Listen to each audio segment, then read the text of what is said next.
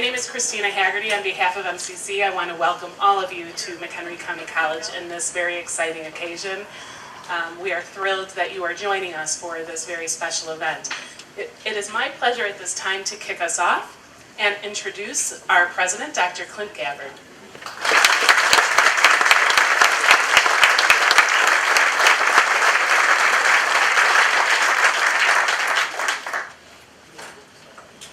Wow, what a group.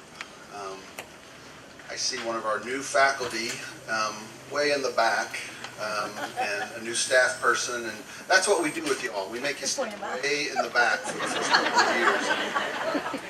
Thank you everybody for showing up here. I guess I should set my phone. It means a lot to celebrate this this morning with friends. Many years ago, a lot of great stories start that way, right? Many years ago, I sold one of the two polled Hereford heifers that I owned from my father's small herd, and I bought my lovely wife, who is seated here. Where is she? I bought her. You made that connection, Molly. Come on, stay with me here. I bought my lovely wife with the proceeds from my two heifers. Wow.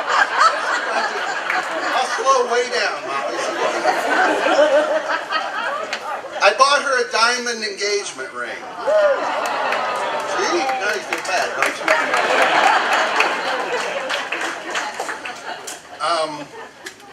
At least, if you looked really close, it was purported to be a diamond. It really wasn't much to look at, but it was all that I could do at the time. And after all, it was really just a symbol, right, of our commitment, of our engagement to each other. Many, many years later, that little rock, I think, looks even smaller than when I first bought it. But the engagement part has held up very nicely. Today we're offering up a very different gem and a very precious stone as another jewel in the crown of our community. And unlike Rhonda's diamond, this is a grand edifice, a state-of-the-art facility, a premium setting for our students to learn. And I believe it too represents the very best that we can offer to you, our community. And it's a testament to the creativity and commitment and generosity and professional talents of an awful lot of people. And I'm going to take the time to introduce a bunch of them. But first, the college's Board of Trustees, they thoughtfully labored over other versions of this project, some that grew much larger in scale and saw the scope swell to a place that might exceed the potential to fund this kind of idea. But our board was diligent and ultimately focused on the sciences as our greatest space and facilities needs. And we owe deep thanks this morning to Mike Smith, Linda Liddell, Chris Jenner, Cynthia Kisser, Ron Parrish, Karen Theriot, Molly Walsh, our newest board members, Tom Allen, Diane Evertson, and our current trustee, Zuri Vasquez, for their commitment to navigating through the sometimes choppy waters of a funding public project. Your perseverance paid off.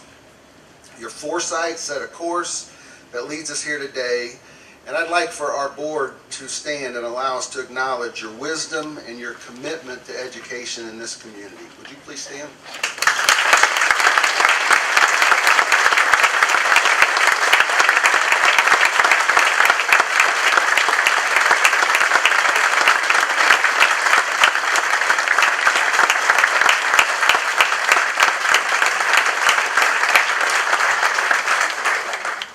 Funding this center necessitated a three-legged stool of resources if we were to avoid seeking additional taxpayer funding. First, we had to go ask our students to add a fee to their tuition for a limited number of years, and our student leadership canvassed the students and came back with resounding support.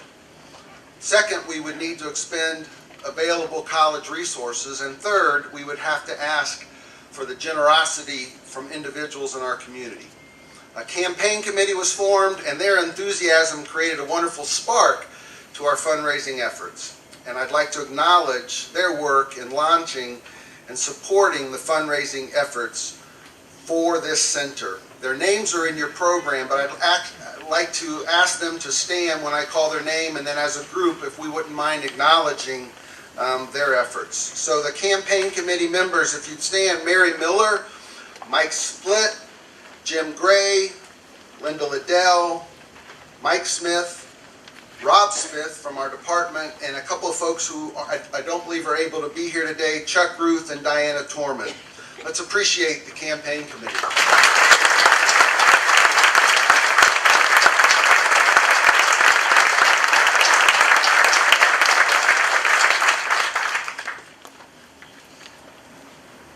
Over the course of 16 months, 123 individuals, couples, families, and foundations have contributed as we near the conclusion of this fundraising effort. And I'd like to emphasize, as we near the end of this campaign, it's still going on, and we will take your checks today. We don't take these gifts lightly or in stride. The names that are present in various places around the center attest to the support from industry, foundations, and individuals and families, all who have placed their permanent mark on this campaign and on this community. You believe in education in general as the accelerator for economic prosperity in our community. You believe that learning is a responsibility for everyone, and you've backed up your beliefs with your resources. We stand here at this moment very much because of your generosity. We needed you, and you were there. And I'd like to take a moment and acknowledge the 123 people, most of whom are here this morning, who have made gifts to this center. Thank you.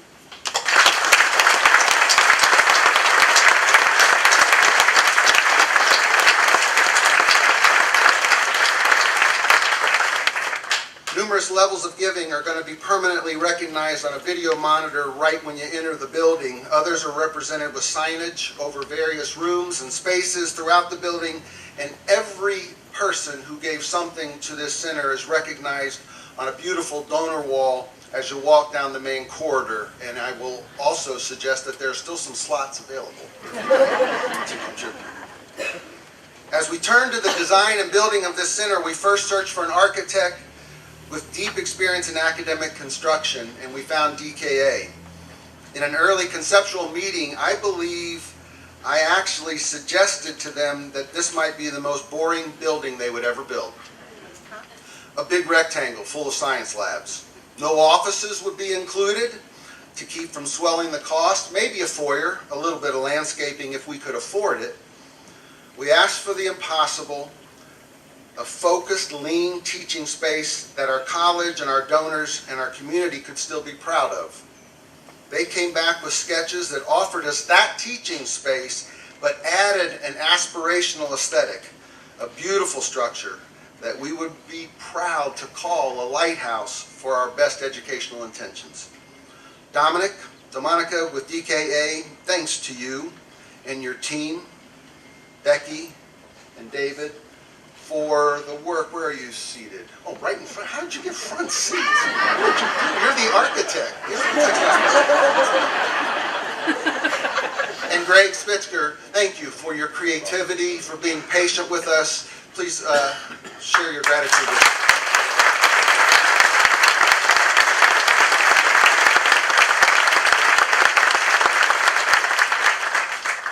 Eventually, the architect would be joined by Pepper Construction to manage this project from start to finish, to keep things moving, to troubleshoot, to stop along the way to teach our students when a class was brought over or a group.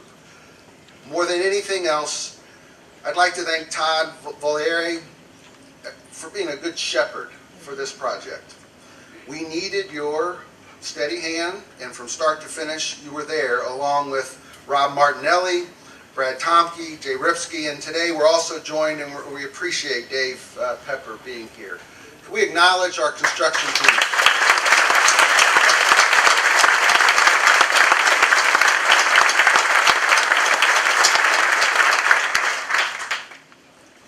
I also want to acknowledge the person who had to live with these guys on a day in, day out basis.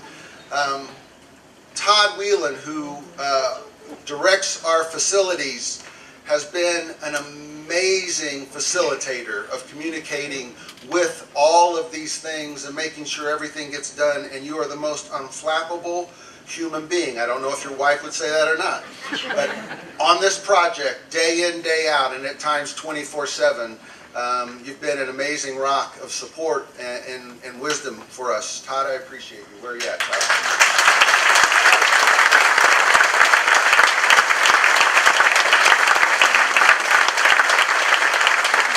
So the result of this effort, this amazing professional effort, is the Liebman Science Center. And I would be remiss if I didn't also acknowledge our faculty and administrators who research best practice principles for where to teach and how to design teaching space. They work to be mindful of every penny in a teaching space design. They work to create a learning center that was aspirational but highly functional. I know that our science faculty are mission driven. They've worked under some at times austere conditions, but they keep teaching. They keep inspiring, and now they have a space that I think suits their abilities and their talents. So let's acknowledge our faculty, please.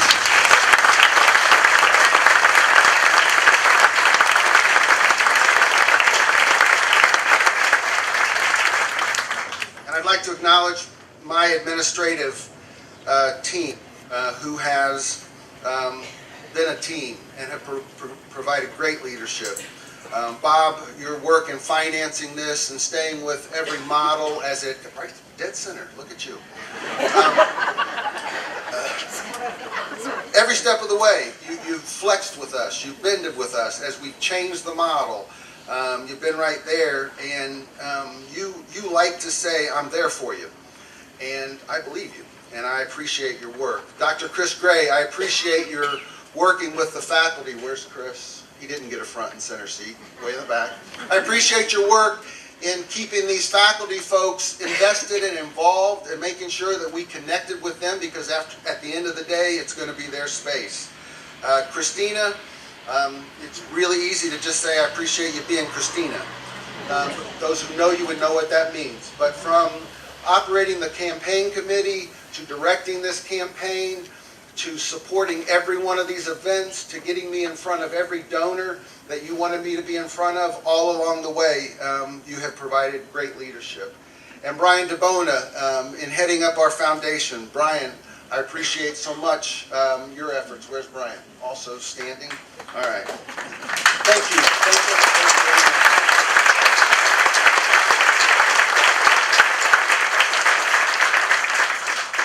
So we have this science center, which is 40,800 square feet, over half of that directly involving learning spaces.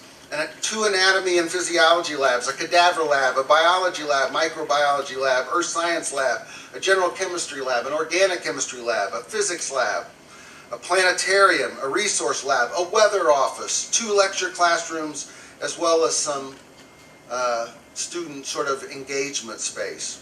Outside, on the other end, you'll see a compass rose, which will be a great area for dialogue and night star watching, but also just sitting and enjoying being on this campus. A Geo Scene Wall, which is one of the only Geo Scene walls in the country, will be built right on the other side of this. It's still in process, but it will allow indigenous actual rocks to be formed into a beautiful mosaic that will allow our geology students to study actual specimens and not have to go on long field trips or to cemeteries or other places where stones are found. We have native landscaping selected in the facility in conjunction with faculty's recommendations. We have an outdoor classroom, which you also may want to walk around and see. A really wonderful gathering of stone that creates a natural amphitheater setting. We are pursuing a LEED Silver designation with bicycle racks to encourage bike riders, dedicated parking for low-emission cars, a charging station for electric vehicles, plumbing facilities that reduce water by a strong percentage, and on and on and on. We take seriously the board's decision to say we want to be an environmentally focused and friendly campus.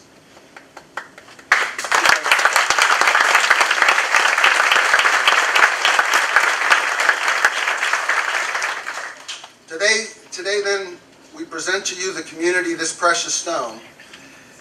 And this gem, again, much like the tiny rock on Rhonda's finger, you're all going to have to look at it now. You're going to have to all stop by. That's right. She dislocated her finger. She doesn't have her ring on. They'll never know. They'll never know.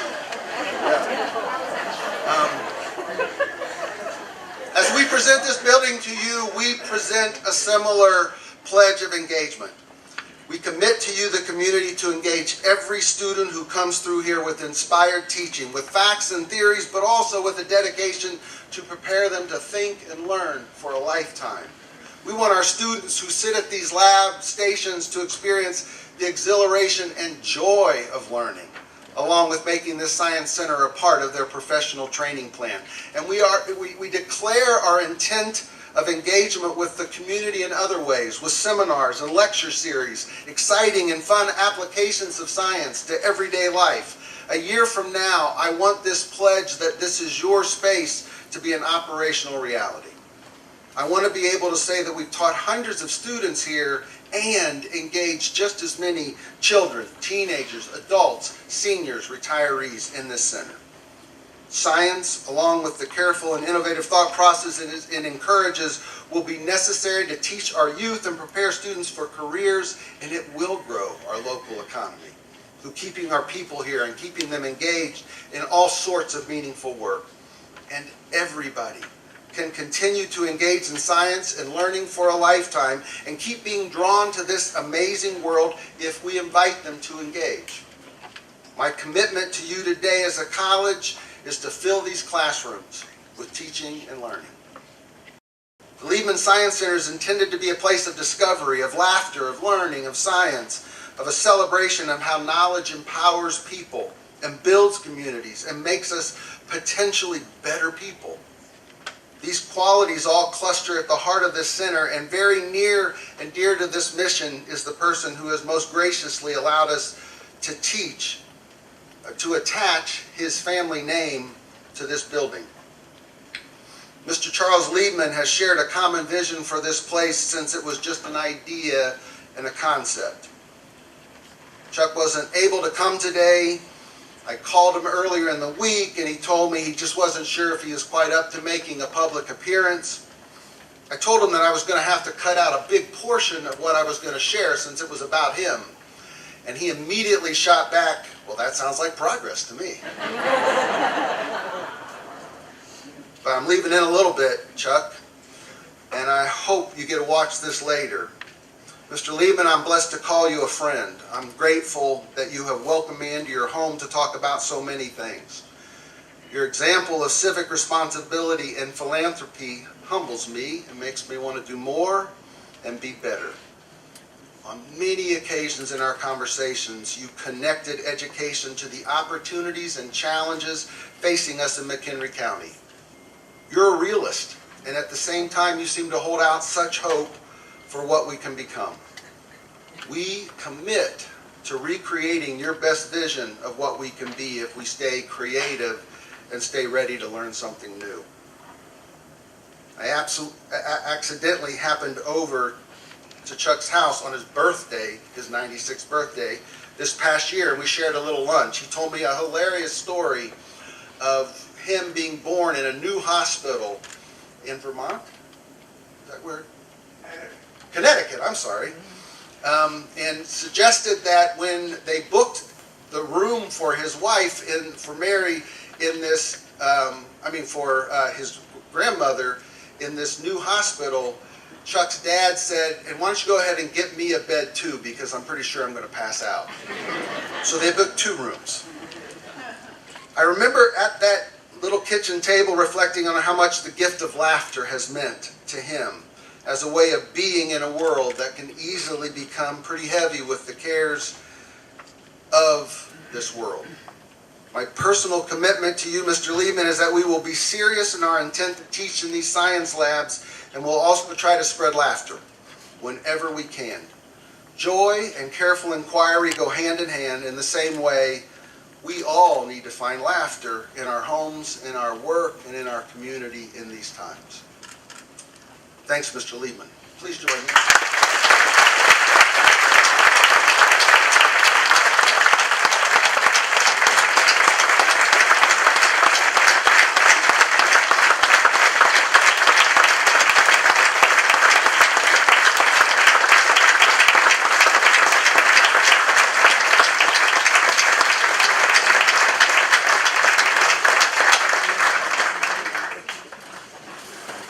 am so grateful that Elizabeth Liebman has agreed to come and represent the Liebman family for just a few moments.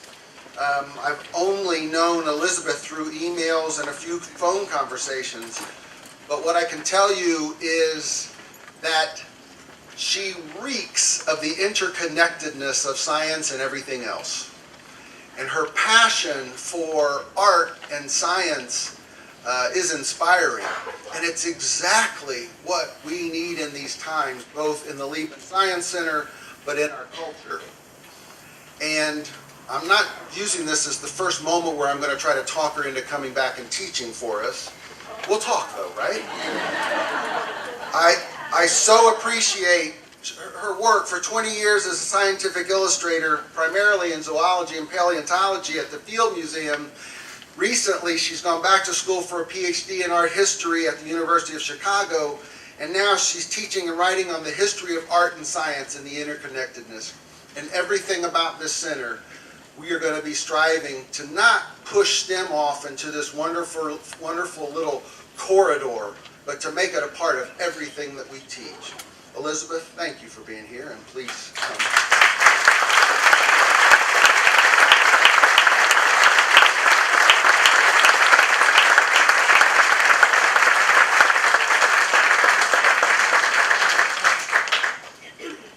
This is good. Am I tall enough?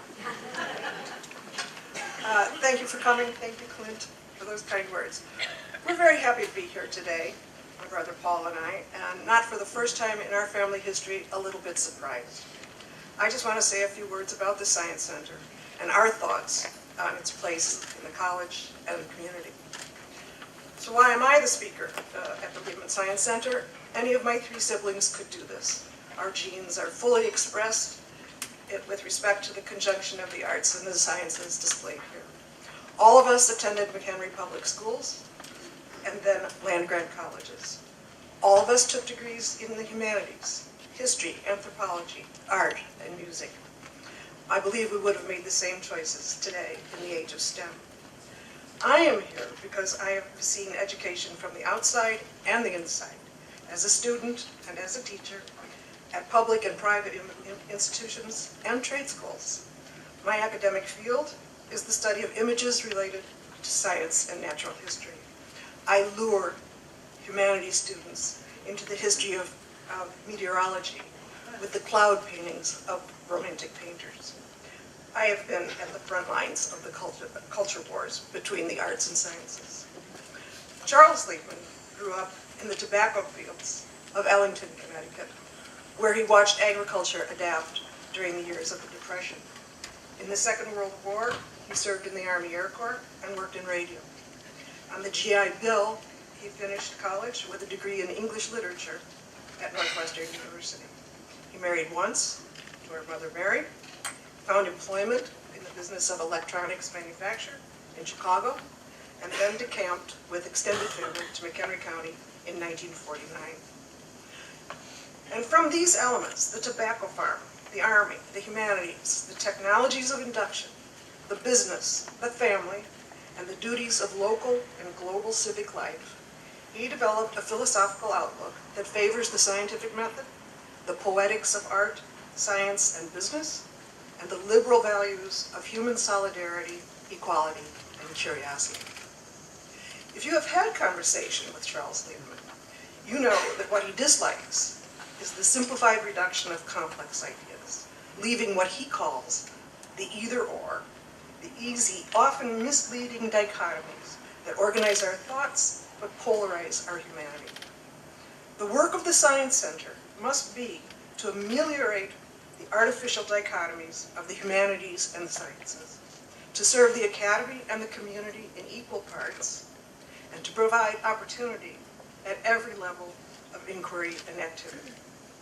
I just want to conclude with a quote from America's greatest science writer, Stephen Jay Gould, and his quote from Germany's greatest writer on art, science, and practically everything else, Johann Wolfgang Goethe, or as we say in Chicago, Goethe.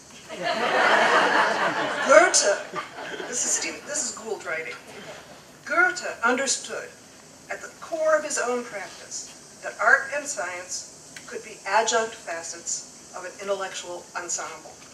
He knew the passion of science as a struggle of ideas, not only a compendium of information, and that some dichotomies must interpenetrate and not struggle to the death of one side, because each of their opposite poles captures an essential property of any intelligible world. Gould concludes this paragraph quoting Goethe himself. The more vitality these two functions of the mind are related, like inhaling and exhaling, the better will be the outlook for the sciences and their friends. So I thank you, friends of the sciences.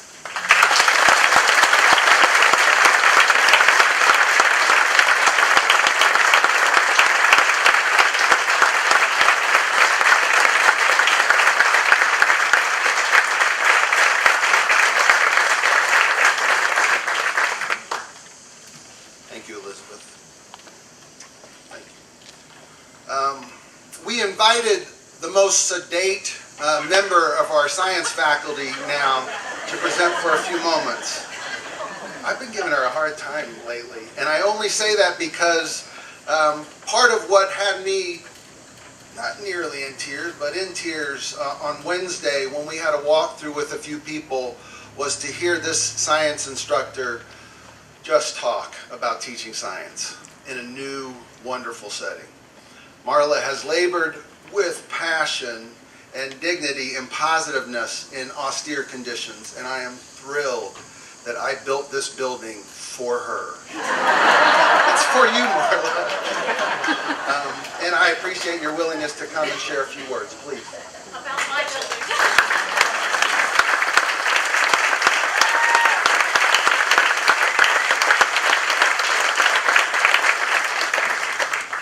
Good morning.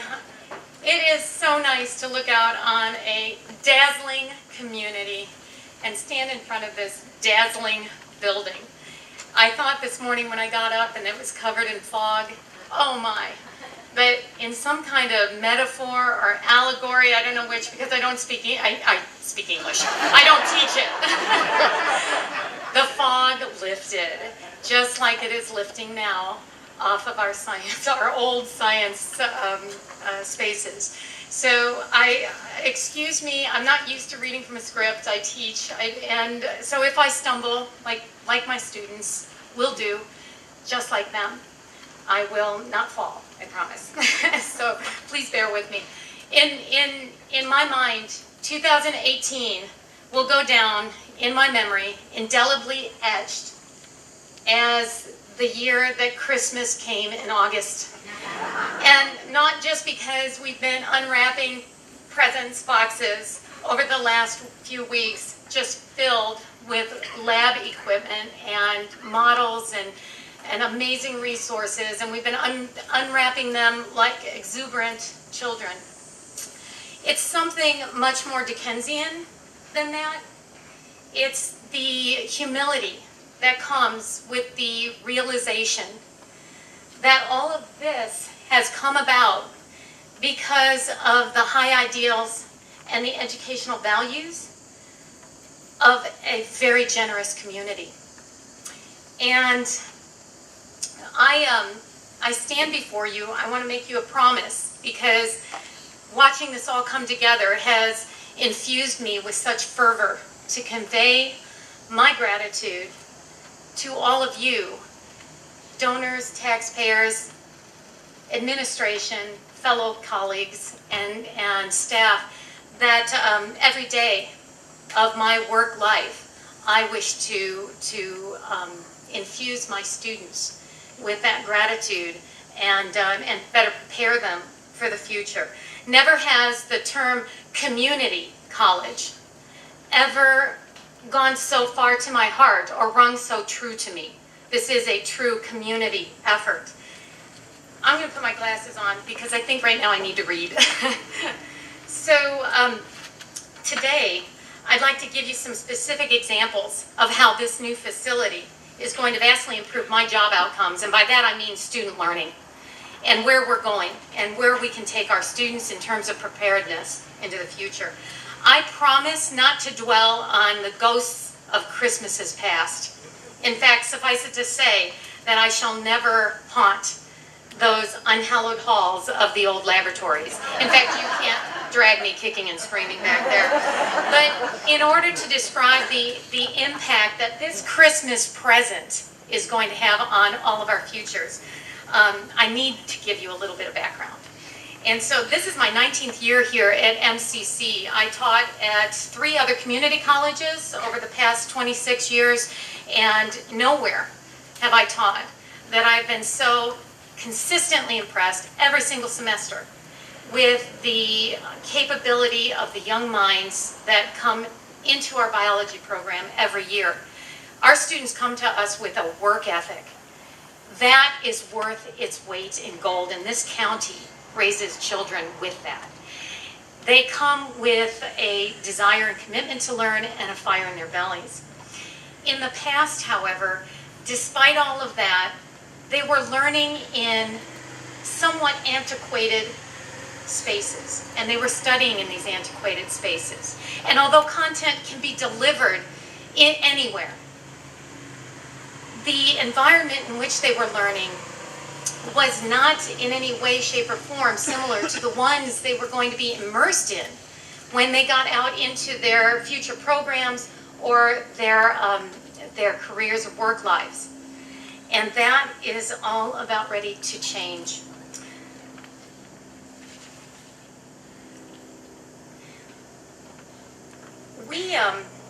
We have 4 things that I want to specifically discuss that this building provides. And the first one is our new Cadaver Lab. In this lab, our students in human anatomy and physiology will be able to work on human structures rather than the 4-legged substitutes we've been using in the past. And I don't know how else to compare the difference except to state that this is equivalent to moving from Galen to Da Vinci overnight in terms of understanding. The 4 individual donors who gave us their ultimate gift of their bodies that now lie in the Liebman Science Center have made it possible for our students to learn the underlying similarities of structures, body systems, while becoming aware of and appreciating the diversity of human form and the progression of disease. Our new imaging technologies will allow students to visualize microscopic structures through high-definition projection and output to their handheld devices. Not only will they be able to see things crystal clearly, but we as instructors will be able to drop significant annotated images onto their mobile devices and tablets. In other words, learning doesn't stop when they leave this building, it follows them home. High-end simulations, simulators, overhead cameras, real-time capture and transfer capabilities, these are things that will all help them learn and be better prepared. They will help them immerse in a new world, and it's a brave new world, and it's one that they are needing to move seamlessly from here to transition into their future programs and work life. Given the availability of space that Liebman affords, we can now have lab groups of 2 rather than 3, and I cannot tell you how much of a difference this makes in student learning. Sharing is usually thought to be a good thing, but when you are dividing resources to the extreme, nobody wins. And so this is going to revolutionize actually our curriculum, and I'll tell you how. Liebman Science Center's spaciousness means that we can move more efficiently through our curriculum, and indeed we can fit more in. Even cleanup procedures are going to move swiftly, and that means more time for academic endeavor. Additional space allows for such simple things as the ability to spread out and use multiple resources while working in a lab. It instantly provides basic safety and room for high-end simulations and machines such as anatomage tables, electrocardiograms, and so forth. The biology resource room also allows, this is an extended space for students to study, be tutored, and teach each other. It also allows the models, slides, and specimens to be available to them outside of lab. It is a space for research to be conducted, and it allows interactive three-dimensional self and group study. And the more we are able to keep our students on campus during the day, studying and continuing the learning process, the more successful they are. And of course, with space and resources comes the opportunity for collaborations. And I think this is what I am most excited about. I've just got a million things on my mind that I need to get started right now, so we've only got a few minutes, because I got to make some calls. We've been talking in the biology department about a cadaver camp in the summertime. We're hoping to start that next summer and bring area teachers in and area professionals in to work with our students to dissect. It's a detailed dissection of a human body. It's called a prosection. So prosect the bodies and get them ready for the start of the next semester's classes. And in so doing, to integrate our curriculum with high schools and so forth, and just again look for that seamless transition to success from pre-kindergarten on. Not that I will bring kindergarten students in the Cadaver Lab, so don't worry about it.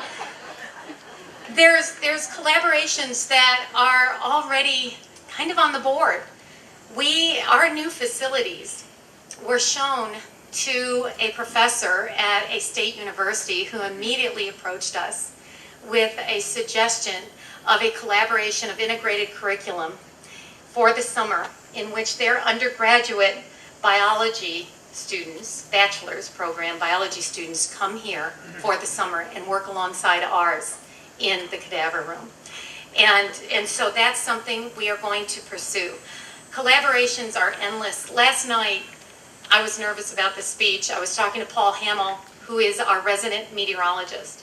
And as we do, we always share stories of students that get in touch with us and let us know how they're doing and where they are. And yesterday, he was contacted by a former meteorology student who is now graduating from NIU, and she's just finishing up a second internship with none other than Chicago's very own Tom Skilling. And we were talking about, why aren't we doing that? And it's like, well, we couldn't, but now we can. And we can have these early, why not start earlier internships in the first 2 years of college? Why wait till they transfer to the university? We don't have to wait anymore, and we're not going to. So,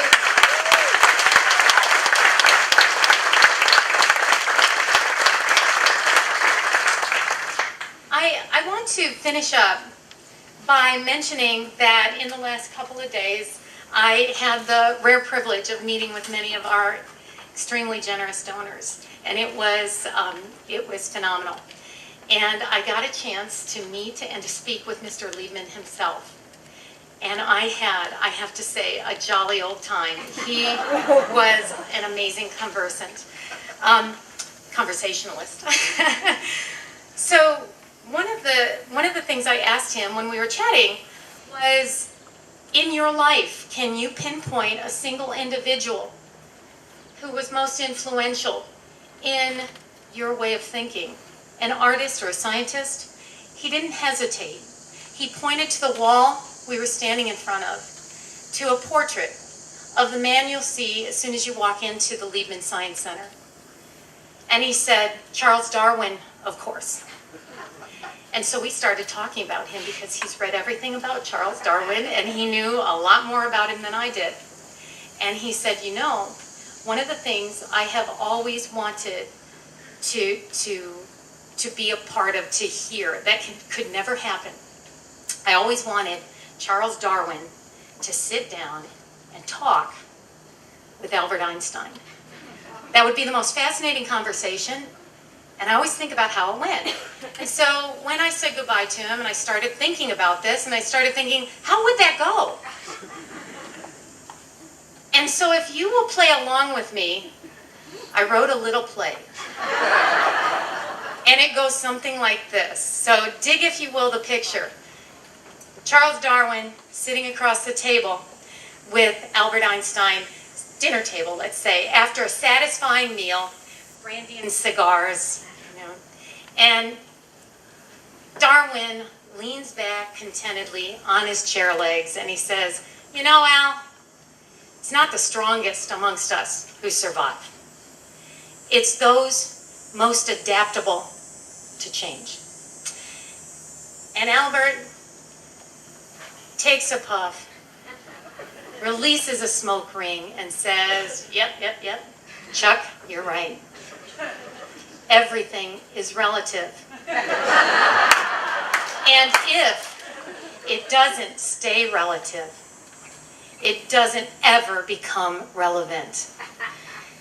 And so, with that in mind, I'd like you to realize that the facilities supplied by the Liebman Science Center make McHenry County relevant in this ever-shockingly changing areas of science, technology, and medicine. And that means our students' lives are relevant, and it means our community will survive. And the last thing I want to mention is that when we need a throat swab, blood drawn, when we need a critical drug, when we need a fracture set, or a cut stitched, or a baby born, or hospice care, we use the area healthcare facilities. We all go there. And I'm willing to throw the gauntlet down right now and suggest to you that there is not a single doctor's office, urgent care, hospital, pharmacy, pathology lab, physical therapy center in this county where there isn't a former or current MCC student working. So when you make a relevant center like this, you are ensuring your own healthier community. And I'd like now to introduce some of our extended family, former MCC students that are currently giving back in a very, very big way. They are former undergraduate research scholars here at MCC, biology program graduates, and they're my own students. I'd like to introduce first to you Chase Davis, Ralph Chase Davis. We call him Chase. And Chase was a student of mine 7 years ago. He came into my office one day. I had him in microbiology and A&P, and he had Kelly in A&P 1, me for A&P 2. And he came into my office and he said, "I want to be a doctor. What do I have to do?" And I think I said, "Nose to the grindstone, buddy." And he didn't have any problem with that. And he is now in his second year of residency at Mayo Clinic in internal medicine in Scottsdale, Arizona. And he's here to tell you about that and about his experience at MCC and what Liebman's going to do for future residents.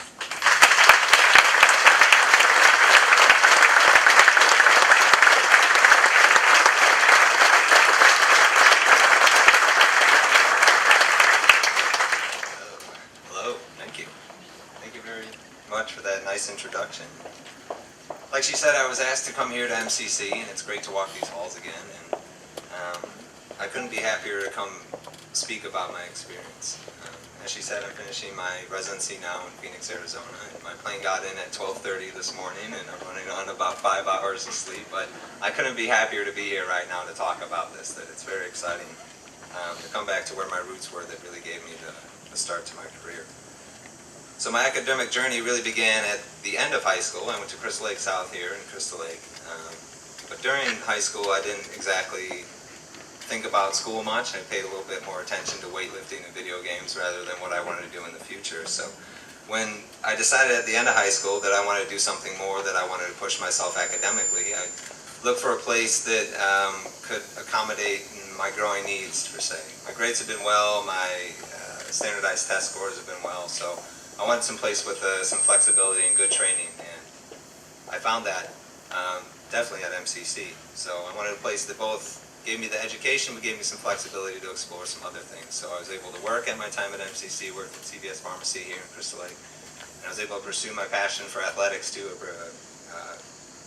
study martial arts at my time here as well. But, needless to say, it was a great experience, but I finished my associates here. I went from here 2008 to 2011.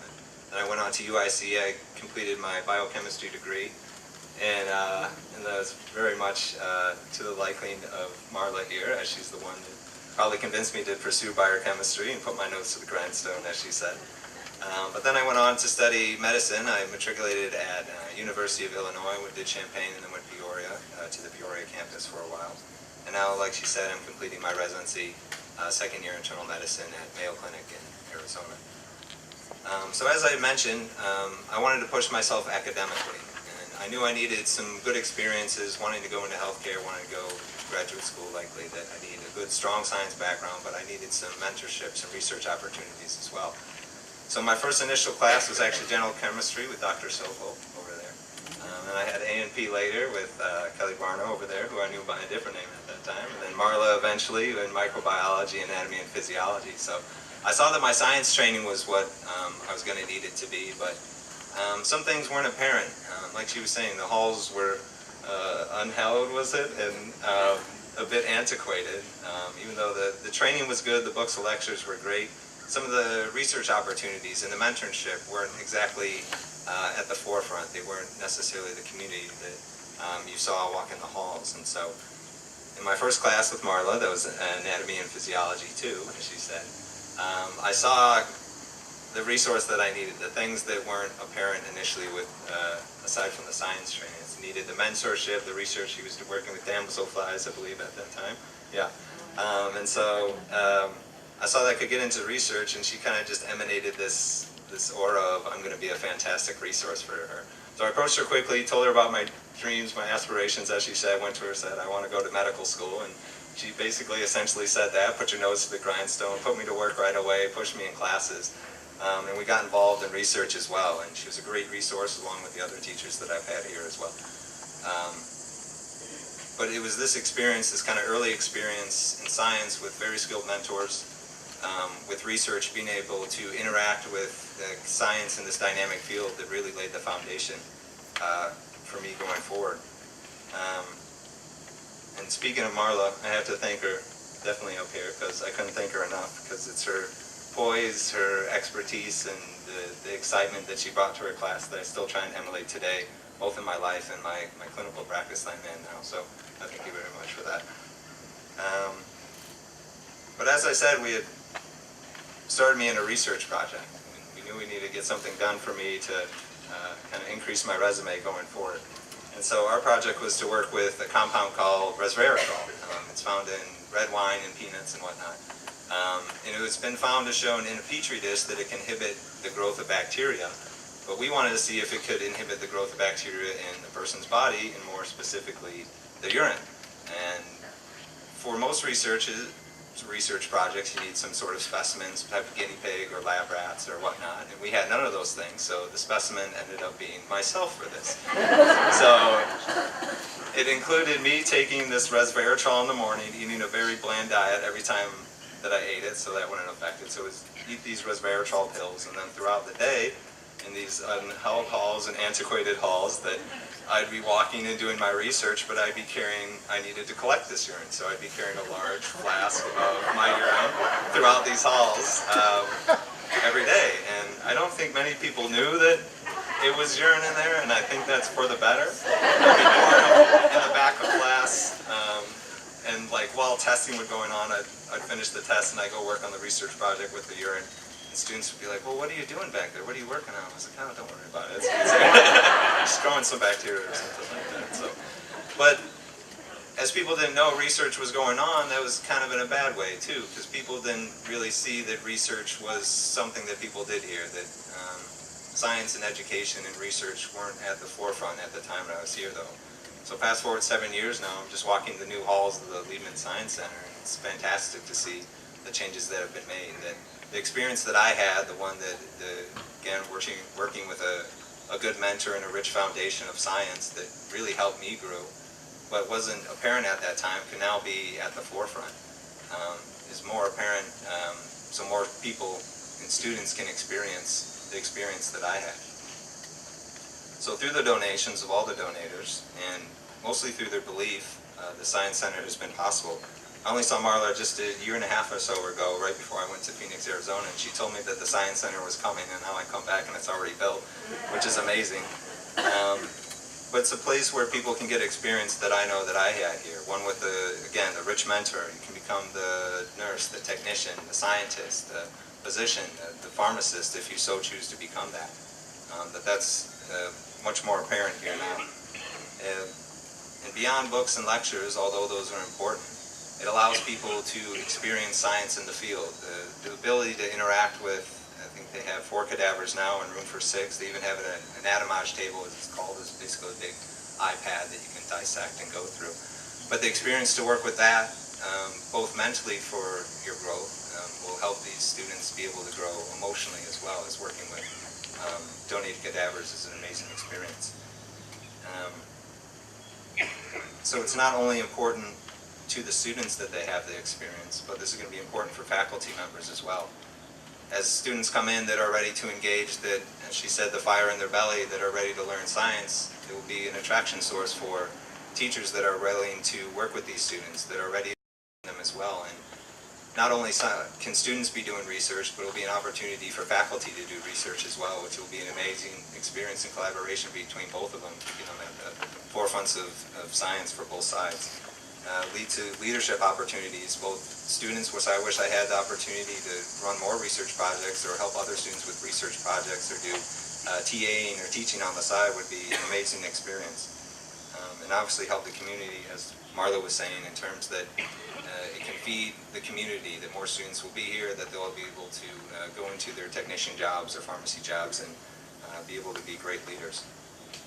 So in modern medicine, we have a legend of medicine. His name was William Osler. And he was one of the founders of the Johns Hopkins Hospital. And at that time, much like the Liebman Science Center is now, it represented a culmination of modern science of the time and really modern medicine. American medicine was really big after Johns Hopkins. But he was quoted as saying, "He who studies medicine without books sails an uncharted sea, but he who studies medicine without patience doesn't go to sea at all."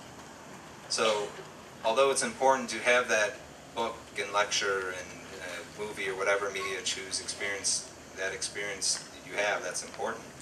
It's more important to gain the experience, to work with the thing, work with science, work with your field in a dynamic setting that you really get the learning experience, that you really become the artist practitioner that you want to be. So I'll end with another quote, and this is by Oscar Wilde. It's a bit of a larger quote, but at the end of it, it says, "Nothing that can be taught, nothing that is worth knowing can be taught." So again, it's not demeaning the books and the lectures. Those are obviously important. But the things that are really important are the things that you experience. So being able to work with those cadavers, being able to do the research project in the field and working in that dynamic setting, that's really what's going to push students, faculty, and everyone, and allow the community and this college to grow. So again, I'm very happy that I came here. It's very happy to come back, sleep deprived or not. I'm happy to see all the teachers that I had here and walk the halls again and see everything really looks similar back in the old ones, and to see all the new things too in the Liebman Science Center is very exciting. So I look forward to continually keeping in touch with especially Marla and the other teachers, and hearing about the growth of the college and the success of both the students and the faculty going forward. As I said, I had a very rich experience, and I hope that other students coming forward can have an even richer experience and an even greater number of those experiences going forward. So thank you.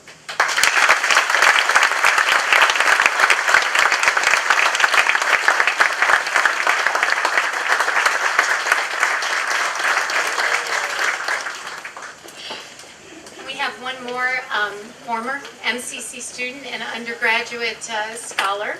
I would like to introduce another student that I had in the past. Her name is Patricia Politic. I think she might go by now. And Trish and I, we go back a long, long way. I had her for I think almost every biology class I've ever taught. And I have to tell you about Trish, that from the beginning, she is first generation college student in her family. And from the beginning, she got here, boots on the ground. She ground-proofed the campus, and she got to my office, and after class, she was always there. We had the most inspiring conversations because there was no material that I delivered in lecture that she didn't want to follow up and apply. And that is how many of our students are. And she took advantage, as did Chase, of a few opportunities that the college has provided for undergraduate research. I just walked Trish this morning through the building. She is a cardiotelemetry nurse in a step-down unit at University of Illinois Chicago Hospital.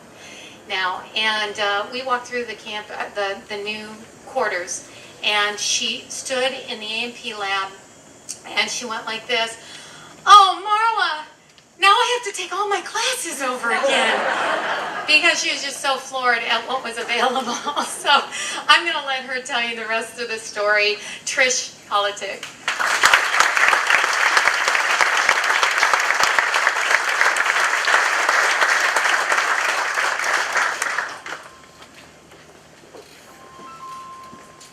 Hello. I'm not really used to speaking in front of a bunch of people, more just the patient. So bear with me. Wow. When I started here at MCC, kind of like Chase, I didn't really take school seriously. In fact, I was a stay-at-home mom for 9 years, and I was going through a divorce, and I found myself in a position where I never want to be again. I want to make sure that I could provide for my kids, and the best way I knew to do that was to go through the medical field. When I started, I truly didn't even know what I really wanted to do. I just started taking some gen ed classes. Didn't really know what to expect of myself. And it wasn't until Marla, I met Marla, actually it was complete, like, random occasion at Borders Bookstore where I worked. She came in with this huge pile of books. We were closing our doors. And we weren't supposed to let anybody hold books, right? It was first come, first served basis. And she's like, "Oh my God, I forgot my wallet. My husband's got my book. Can you just hold these books?" And I'm like, we can't, you know. And she's like, "I'm a teacher. I'm an A&P teacher." And I'm like, "Oh, well, where are you at A&P teacher at?" Because that's like where my classes were going to be. And I knew I had to ace these classes. And, "Ooh, who's this teacher?" And I'm at Henry County. And I'm like, "Oh, you are? Yeah, I can hold your books." So I held her books, and you know, I was so like knocked off the floor by her that I had to take her class. And of course, you know, I take her class, and I was completely inspired from the very first moment that she breezed into the room, you know, and just with her clunk, clunk, clunk of your shoes, you can hear her literally down the halls. You know it's Marla, and you're like, "Oh, Marla's coming," you know? And that was it for me. I was sold. You know, where I had a mother who did not graduate high school. She dropped out at 16. Father who didn't even, you know, he had elementary school, you know, that was his highest level of education. My brother went to college, but I did not. I got married and had kids. And, you know, so I went from there, and I was thinking, well, maybe I'll just get certified. And I sat down with Marla, and I was like, "What are you doing? You are just too smart to just get certified. You need to get a bachelor's. You need to get a master's." Nobody had ever said that to me. Never once in my life. She truly opened the doors for me right then and there. That was it. I never thought that I could accomplish such things, but with Marla I could. And from there, I took advantage of everything that I could. I was knocking on her door every day. I actually worked in the micro lab because I knew I wanted to do a STEM project. And so I wanted to make sure I knew the lab. And so I worked in the lab part-time, was a full-time student. I had like 20 credit hours or more every semester that I could get. And somebody had said to me that UIC had the top-notch nursing program, and at the time, I never thought I could be a nurse. I always thought nurses were just so incredible, and how could I get there?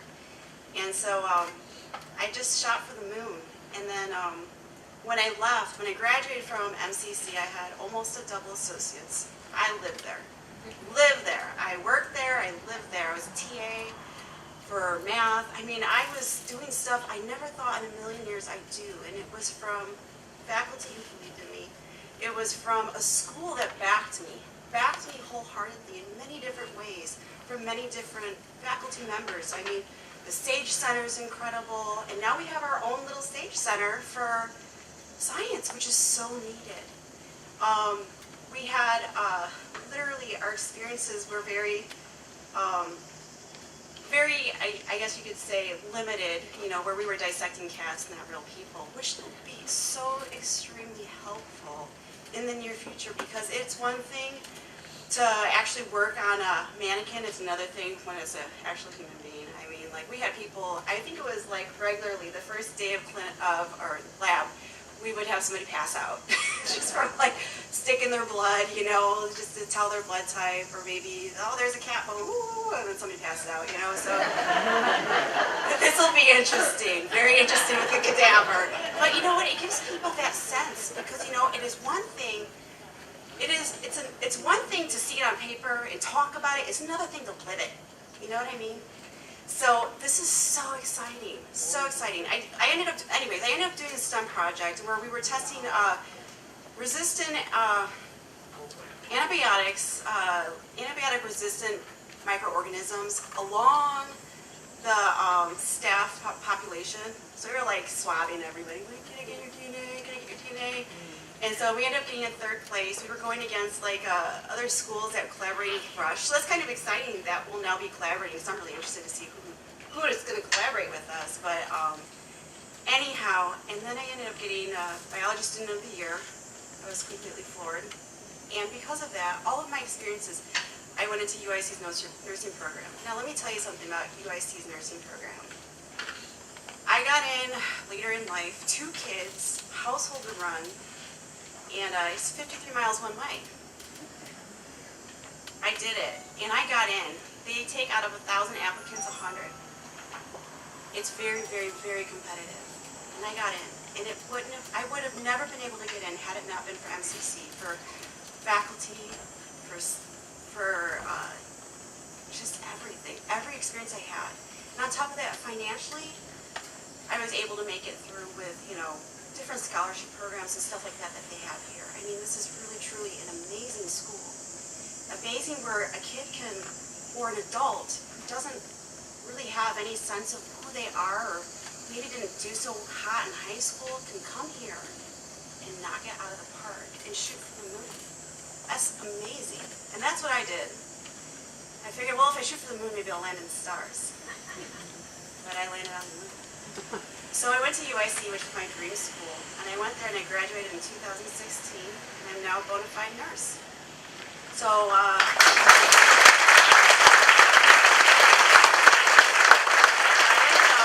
my first clinical was my med-surg clinical, and I loved it there so much, that clinical unit, that I said, I gotta get a job there. So I did as a nurse tech, and I was working overnights. I was working overnights part-time, and I was in school full-time with my kids, driving to the city 7 days a week. Some days I didn't know what day it was. I relied on my watch. It tells me day, time, everything like that. But I made it through, and now and then they love me so much they hired me there. And so a lot of people ask me, why don't I stay in Crystal Lake? But I just loved it there, and I stay there. And I love the demographic. It's so busy, it's just so bustling. Eventually one day maybe I'll do some more, but I have to wait for my kids to grow up a little bit more. So my kids are 16 and 13 now, so I try to emulate for them what life can be. So living the dream, people, living the dream. But I have to say, this is so exciting. You guys should all be so excited about what you've done. You've really uplifted this community. This is just incredible. And I'm telling you from somebody who's been walking through those halls, and I'm nostalgic, okay? I walk through those halls, I was like, oh, I remember those halls, Marlon painted on those walls, and, you know, it's beautiful, absolutely beautiful. It's like a museum, and how amazing is it? I mean, at work, I take humanity, and I apply it to the sciences. I have my patients that come in, and you have to keep it all together, right? There's a little bit of humanity in everything, right? And that's what keeps things relative as well. But I want to thank you all for asking me to come here. I'm truly honored, and to be honest with you, I would do anything for Marla. So if Marla asks me for anything, I do it. Thank you. Thank you.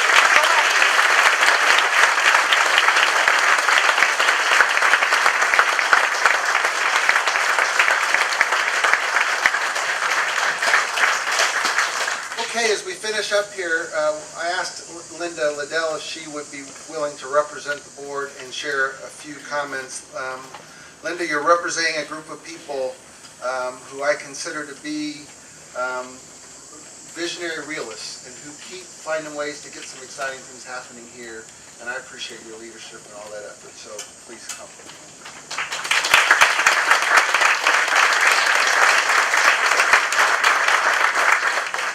Well, I actually took time to write some things out, but forget it. First, thank you all for being here. We, the board, absolutely represent you, the community, and the workforce, and the students, and the administration, and the faculty. And we want to make sure that we're doing everything we can to make sure we're advancing our community and advancing workforce opportunities in our county and around the country. We really went through a lot as a board to make sure that this came together, and we all see it, and I can't wait for everyone to actually walk through it and see the capabilities and facilities. Community colleges play a major role in the United States. It differentiates us from every other country in the world. Community colleges are a unique set of programs that actually can serve entire communities. Here at McHenry County, or in the state of Illinois, we have 39 community colleges. And here in McHenry, we continue to try to be the hub for all educational requirements for community, as well as for the workforce requirements and needs. So our goal, our vision, is to continue to find programs that actually enhance our community and also enhance the workforce requirements and needs here in our county. To that end, I would like to, again, extend my special thanks to everyone, the faculty, the administration, on behalf of our board, who we've worked diligently with to get things done, our architect, who really spent a lot of time going through every revision we had, especially our CFO, who probably did more spreadsheets on more numbers, more calculations. If you actually put them in maybe 7 or 8 binders worth of data, because we wanted to turn it over every which way to get the best facility we could that economically supports this community. But I'd be remiss in not talking about one key factor that helped bring all of this together, and that is Clint Gabbard. Initially, I was just going to say, your dedication, your hard work, your vision, all the things that you typically do as a solid, good leader. But I was reminded by several other community members of it starting a few years ago. And so those members who were on the search committee, representing about 25 people from the community, people from faculty, people from the trustee association, everyone that actually came together to actually look at a lot of candidates for the role of president for MCC. Would those people please stand right now if you're in the room and you were on the committee? Mariella, oh, there's more. They're out there. So thank you. They remember the number of nights we spent in the basement of the Holiday Inn, going through candidates after candidates after candidates, and coming down to a couple of candidates that we brought forward, and feeling very comfortable that the best would come to the top. The best, based on our board, based on the community's recommendation, came forward. This guy puts more into the hearts of people so that they get the job done and they get it done effectively. And they want us to be, he makes us want to be even stronger and better in what we do. So with that, I say thank you to Clint, and I think if he weren't around, it probably would not have gone as smoothly as it did for this beautiful day. When you go on a tour in there, I hope that you all enjoy it and then come back to see the other capabilities, the other facilities within this community college, and possibly take a class. This is a beautiful hub for this entire county. So with that, Clint, thank you very much.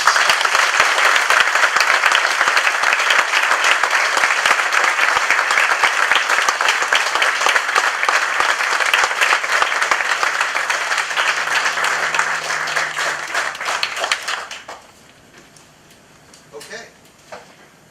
So let's cut a ribbon and let's get you inside to enjoy some hors d'oeuvres and to see this beautiful building.